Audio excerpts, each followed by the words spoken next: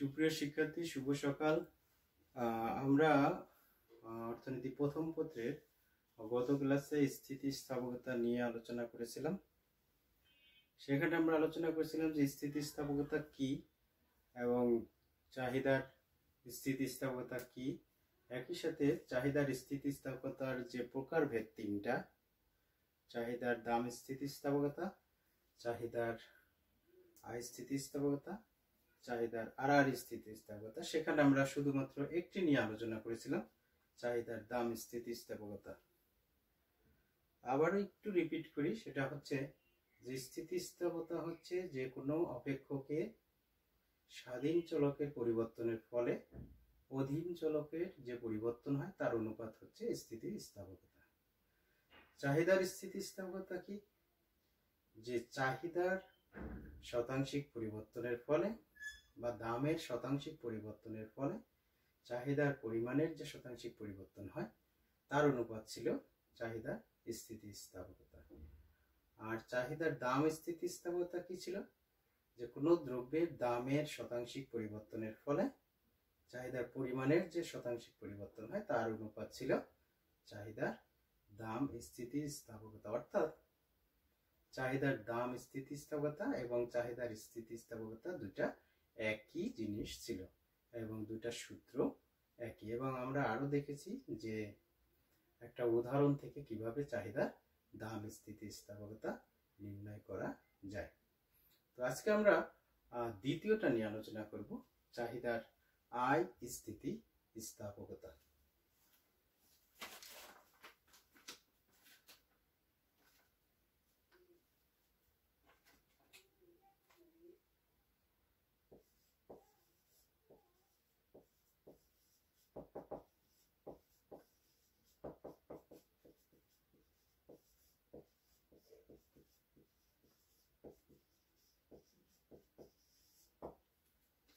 সংক্ষেপে লেখা হয় EY।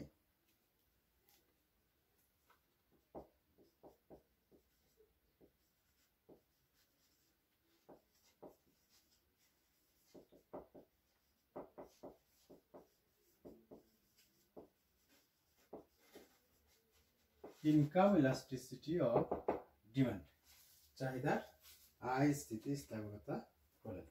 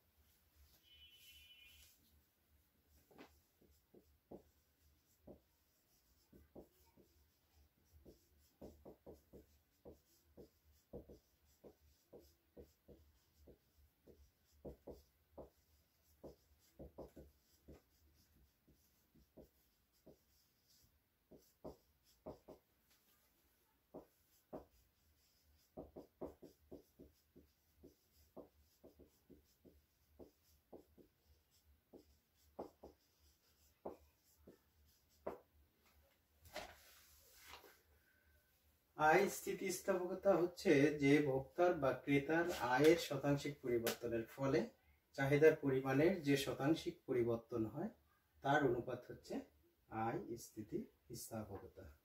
আবারও বলছি যে চাহিদার ক্রেতার আয়ের শতাংশিক পরিবর্তনের ফলে চাহিদার পরিমাণের যে শতাংশিক পরিবর্তন হয় এই দুইয়ের অনুপাতই হচ্ছে চাহিদার আয় স্থিতিস্থাপকতা।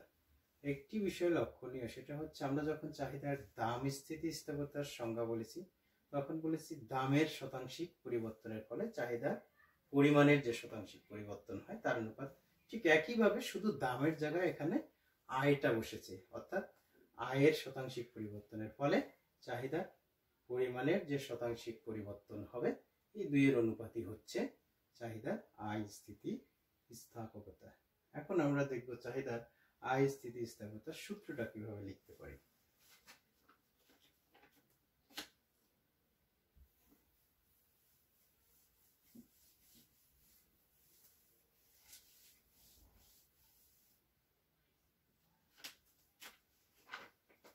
সংক্ষেপে চাহিদার আই স্থিতিস্থাপকতাকে ই ওয়াই দিয়ে প্রকাশ করা হয়।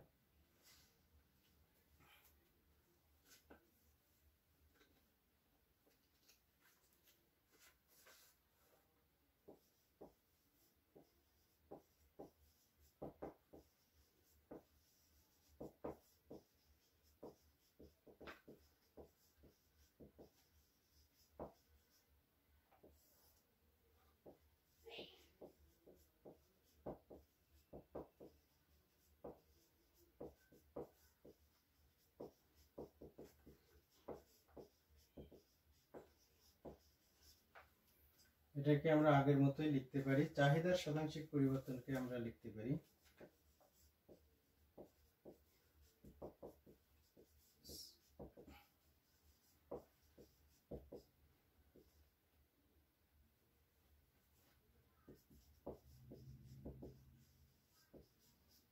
ভাগ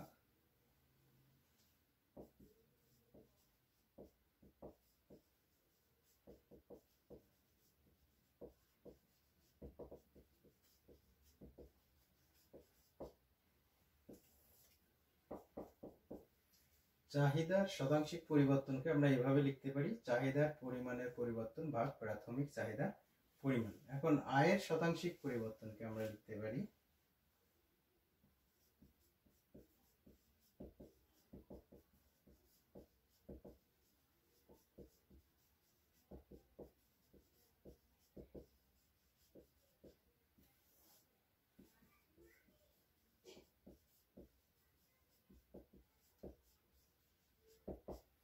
প্রাথমিক আয়। এখন আমরা যদি এটাকে উল্টায় দেই,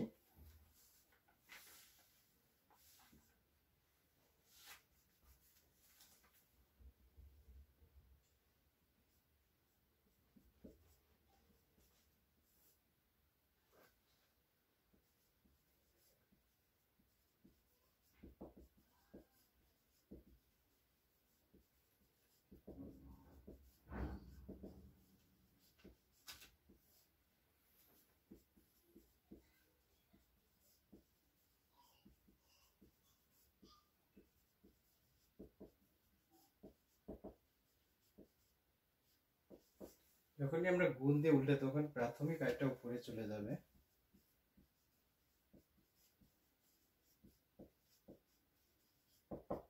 নিচে আসবে চাহিদার আয়ের পরিবর্তনের পরিমাণ।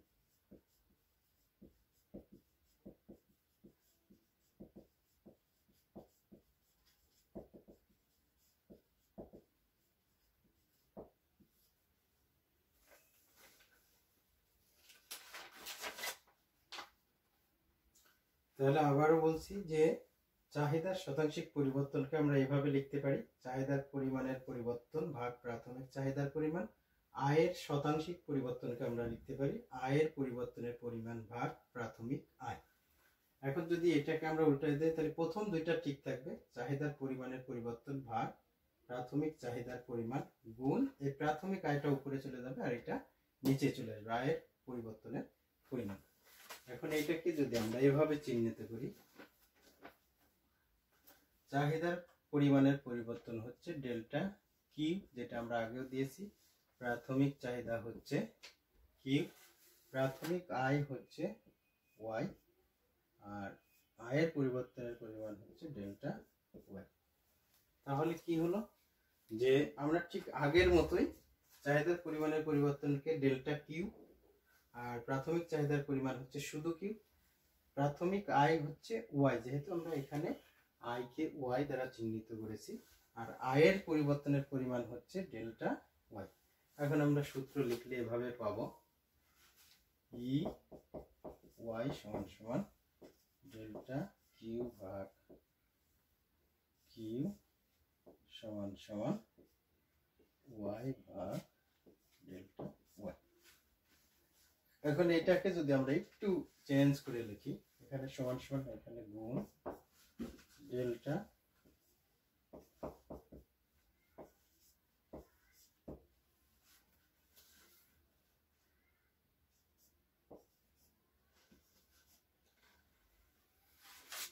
বা ই ওয়াই সমান সমান ডেল্টা কিউ।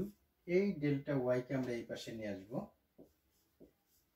গুণ উপরের ওয়াই, আর এই কিউ কে আমরা এই পাশে নিয়ে আসবো। অর্থাৎ যেহেতু এটার সাথে এটার গুণের সম্পর্ক রয়েছে, তাই আমরা কিউ কে যদি এ পাশে দিই এবং ডেল্টা ওয়াই কে যদি এ পাশে নিয়ে আসি, তাহলে মানের কোনো পরিবর্তন হবে না, যেহেতু একটার সাথে আরেকটা গুণের সম্পর্ক রয়েছে।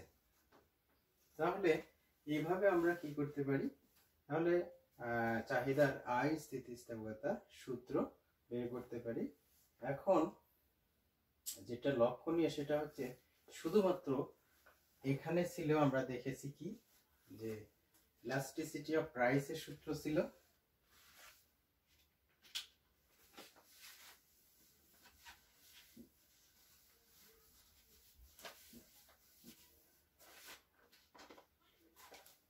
ই পি সমান সমান delta Q by delta P into P by Q ছিল। অর্থাৎ চাহিদার দাম স্থিতিস্থাপকতার সূত্র ছিল ডেল্টা কিউ ভাগ ডেল্টা পি এবং পি বাই কিউ। এটা ছিল আমাদের চাহিদার দাম স্থিতিস্থাপকতার সূত্র। যখন আমরা চাহিদার আয় স্থিতিস্থাপকতার সূত্র বের করলাম, তখন দেখলাম কি শুধুমাত্র এই পি এর জায়গায় ওয়াই হয়েছে, এই পি এর জায়গায় ওয়াই, এই পি এর জায়গায় ওয়াই, এই পি এর জায়গায় ওয়াই।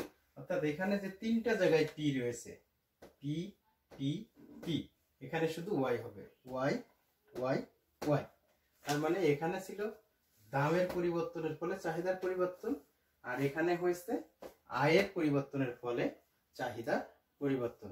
যেহেতু ওয়াই কে আমরা কি বলেছি, যে আয় কে আমরা ওয়াই দ্বারা চিহ্নিত করেছি, অর্থাৎ ইনকাম, যার কারণে কোনো তফাৎ নাই, শুধুমাত্র পার্থক্য এতটুকু, চাহিদার দাম স্থিতিস্থাপকতার ক্ষেত্রে ছিল দামের পরিবর্তনের ফলে, যার কারণে ফি হয়েছে, আর আয় স্থিতিস্থাপকতার ক্ষেত্রে শুধুমাত্র আয়ের পরিবর্তনের ফলে বিধায় দামের জায়গায় শুধু আয় বসেছে, ওয়াই বসেছে, তিনটা ওয়াই বসেছে। এভাবে আমরা আয় স্থিতিস্থাপকতার সূত্র নির্ণয় করতে পারি। এখন আমরা দেখব একটা উদাহরণের সাহায্যে কিভাবে আয় স্থিতিস্থাপকতা নির্ণয় করা যায়।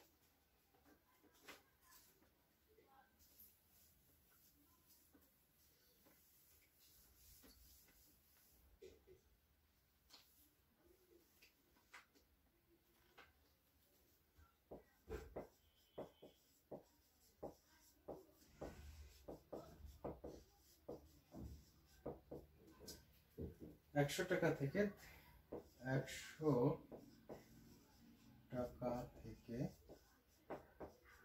বৃদ্ধি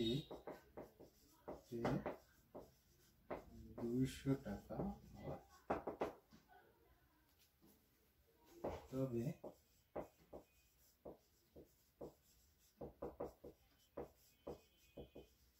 চাহিদার পরিমাণ 20 থেকে 25 একক, 20 একক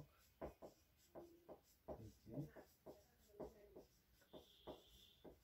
বৃদ্ধি পেয়ে 25 একক হয়। সেক্ষেত্রে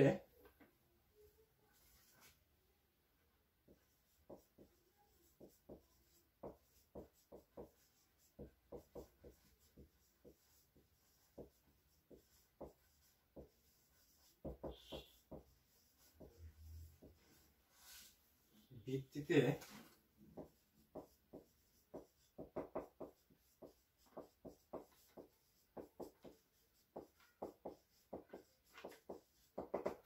এরকম একটা উদাহরণ দেয়া আছে যে একজন ব্যক্তির আয় স্থিতিস্থাপকতা, একজন ব্যক্তির আয় 100 টাকা থেকে বৃদ্ধি পেয়ে 200 টাকা হয়, তবে চাহিদার পরিমাণ 20 একক থেকে বৃদ্ধি পেয়ে 25 একক হয়। এক্ষেত্রে আয় স্থিতিস্থাপকতার ভিত্তিতে দ্রব্যের প্রকৃতি নির্ণয় করো। তার মানে প্রথমে আমাদেরকে এখান থেকে কি করতে হবে, আয় স্থিতিস্থাপকতা বের করতে হবে, তার উপর ভিত্তি করে আমাদের দ্রব্যের প্রকৃতি নির্ণয় করতে হবে। তাহলে আই স্থিতিস্থাপকতার সূত্র কি? আমরা ই ওয়াই সমান সমান delta Q by delta Y into Y by Q. এইভাবে এটা ছিল আমাদের আই স্থিতিস্থাপকতার সূত্র। তাহলে ডেল্টা কিউ সমান সমান চাহিদা ছিল প্রথমে 20 একক, পরে হয়েছে 25 একক। 25 বিয়োগ 20 সমান সমান 5। ডেল্টা ওয়াই প্রথমে ছিল আই ছিল 100 টাকা, পরে বৃদ্ধি পেয়ে হয়েছে 200 টাকা। 200 বিয়োগ 100 সমান সমান 100। আর কিউ হচ্ছে প্রাথমিক চাহিদা 20 একক, আর ওয়াই হচ্ছে প্রাথমিক আয় 100 টাকা। এভাবে আমরা বের করে নিলাম। যে আমি আবারও বলছি যে ডেল্টা কিউ আমরা আগেও যখন চাহিদার দাম স্থিতিস্থাপকতা বের করেছি তখনও বের করেছি। ডেল্টা কিউ হচ্ছে চাহিদার পরিবর্তনের পরিমাণ। চাহিদা কত ছিল প্রথমে? 20 একক, পরে বৃদ্ধি পেয়েছে কত? 25 একক। তাহলে এখানে বৃদ্ধি কত পেয়েছে সেটা বের করার জন্য দ্বিতীয় একক থেকে অর্থাৎ সর্বশেষ চাহিদা থেকে প্রাথমিক চাহিদা বাদ, 25 বিয়োগ 20 5। ঠিক একইভাবে ডেল্টা ওয়াই হচ্ছে আয়ের পরিবর্তন। এখন আয় প্রথম আয় ছিল 100 টাকা, বৃদ্ধি পেয়ে হয়েছে 200 টাকা। তাহলে কত বৃদ্ধি পেয়েছে এটা বের করতে হলে আমাদেরকে কি করতে হবে? সর্বশেষ আয় থেকে প্রাথমিক আয় বিয়োগ দিলে আমরা বৃদ্ধিপ্রাপ্ত আয় পাবো। তাহলে 200 বিয়োগ 100 100। আচ্ছা, কিউ হচ্ছে আমাদের প্রাথমিক চাহিদা। প্রাথমিক চাহিদা কত ছিল? 20 একক। তাহলে কিউ সমান সমান 20। আর ওয়াই হচ্ছে প্রাথমিক আয়। প্রাথমিক আয় ছিল কত? 100 টাকা। তাহলে ওয়াই সমান সমান 100। এখন আমরা এই মানগুলো এই সূত্রে বসালে পাবো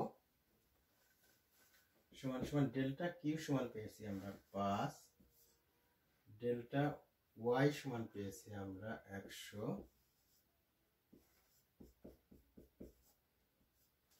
গুণ ওয়াই সমান পেয়েছি আমরা 100, কিউ সমান পেয়েছি আমরা 20। তাহলে এই 100 100 কাটা, এই 100, এই 5 5, এই হচ্ছে 4 5 20 সমান সমান আমরা পেয়েছি হচ্ছে 1/4 সমান সমান 0.25, এটাতে 0। তাহলে আমরা আয় স্থিতিস্থাপকতা পেলাম হচ্ছে, আবারও বলছি এই মানগুলো আমরা সূত্রে বসিয়েছি এবং বসানোর পরে এই 100 100 কেটে গেছে, এই 5 4 5 20, আর 1/4 কে যদি আমরা পয়েন্টে নিয়ে আসি তাহলে 0.25, যেটা 0-র চেয়ে বেশি।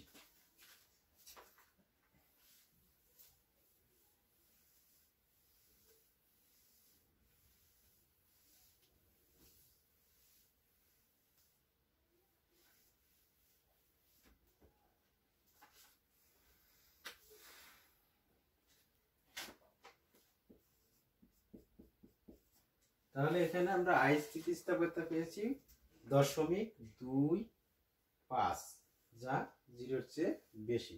তাহলে আমাদের প্রশ্নটা ছিল যে আয় স্থিতিস্থাপকতার উপর ভিত্তি করে দ্রব্যের প্রকৃতি নির্ণয় করো। তাহলে আয় স্থিতিস্থাপকতা আমাদের বের করা হয়ে গেছে। এখন আমাদের প্রকৃতি নির্ণয়ের জন্য যে বিষয়টা জানা দরকার সেটা আমরা এখন লিখছি।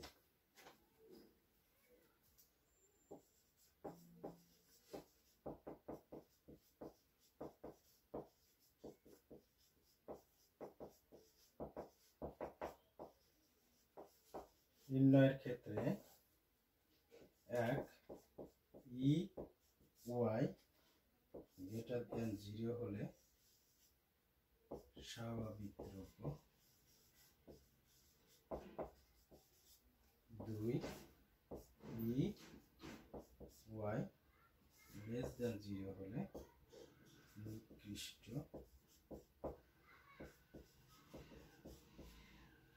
বা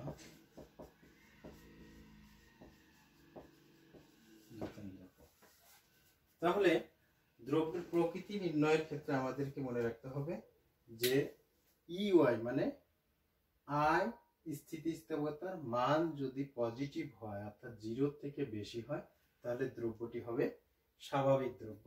আর আই স্থিতিস্থাপকতার মান যদি নেগেটিভ হয় অর্থাৎ 0 থেকে কম হয়, যদি মাইনাস হয়, তাহলে সেটা হবে নিকৃষ্ট বা গিফেন দ্রব্য।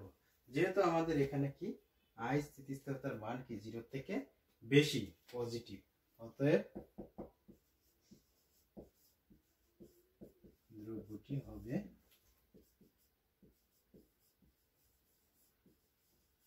স্বাভাবিক। তাহলে এটা হলো আমাদের দ্রব্যের প্রকৃতি নির্ণয়, যে দ্রব্যটি আসলে কি ধরনের ছিল। যেহেতু আই স্থিতিস্থাপকতার মান 0.25 যা 0 থেকে বেশি, ফলে দ্রব্যটি হবে স্বাভাবিক দ্রব্য। কারণ আমরা জানি কি আই স্থিতিস্থাপকতার মান 0 থেকে বেশি হলে অর্থাৎ 0 থেকে বেশি হলে স্বাভাবিক দ্রব্য, আর 0-এর চেয়ে যদি কম হয় তাহলে সেটা হবে নিকৃষ্ট বা গিফেন দ্রব্য। তো সুপ্রিয় শিক্ষার্থী, আজকে আমরা ক্লাসে খুবই গুরুত্বপূর্ণ একটা বিষয় নিয়ে আলোচনা করলাম, সেটা হচ্ছে চাহিদার স্থিতিস্থাপকতার যে প্রকারভেদ 3টা, তার মধ্যে দ্বিতীয়টা চাহিদার আই স্থিতিস্থাপকতা কি, চাহিদার আই স্থিতিস্থাপকতার সূত্র, এবং একটা উদাহরণ থেকে দ্রব্যের আই স্থিতিস্থাপকতার ভিত্তিতে দ্রব্যের প্রকৃতি নির্ণয় শিখলাম। তাহলে আমরা আবারও একটু যদি রিপিট করি যে আই স্থিতিস্থাপকতা কি, যে ক্রেতার আয়ের শতাংশিক পরিবর্তনের ফলে চাহিদার পরিমাণের যে শতাংশিক পরিবর্তন হয়, এই দুইয়ের অনুপাতই হচ্ছে আই স্থিতিস্থাপকতা। সূত্রটা কি পেয়েছি, delta Q by delta Y into Y by Q. সেই সূত্র আমরা মান বসিয়েছি, মান বসিয়ে করে আমরা আই স্থিতিস্থাপকতা নির্ণয় করেছি।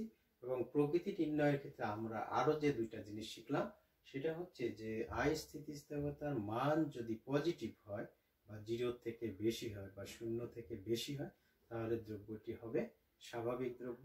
আর আই স্থিতিস্থাপকতার মান যদি 0-এর চেয়ে কম হয় বা নেগেটিভ হয় সেক্ষেত্রে দ্রব্যটি হবে নিকৃষ্ট বা গিফেন দ্রব্য। তো সুপ্রিয় শিক্ষার্থী, আমরা আজকের মতো ক্লাস এখানেই শেষ করছি। আগামী ক্লাসে আমরা যে চাহিদার দাম স্থিতিস্থাপকতার যে প্রকারভেদের তৃতীয়টা চাহিদার আড়াআড়ি স্থিতিস্থাপকতা, সেটা নিয়ে আলোচনা করব। সে পর্যন্ত তোমরা সুস্থ এবং নিরাপদে থাকো। সবাইকে ধন্যবাদ।